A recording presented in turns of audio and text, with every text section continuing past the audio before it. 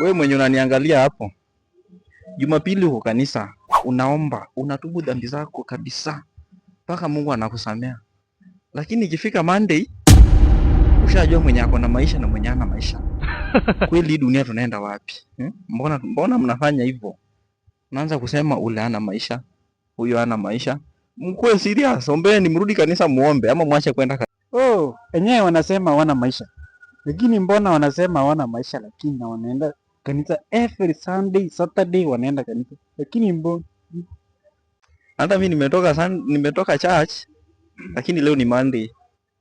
Niko sure ule hana maisha, lakini hata mimi pia sina maisha. Nimekumbuka sina maisha ukweli. Nimeachana nayo kabisa. Sina maisha. Lakini una maisha. Na kama una maisha mbona ulisema? Mbona ulikuja kuongea juu ya hizi yenye wote wana maisha? Watu si mfikirie ndio muongee. Ni ujinga bwana.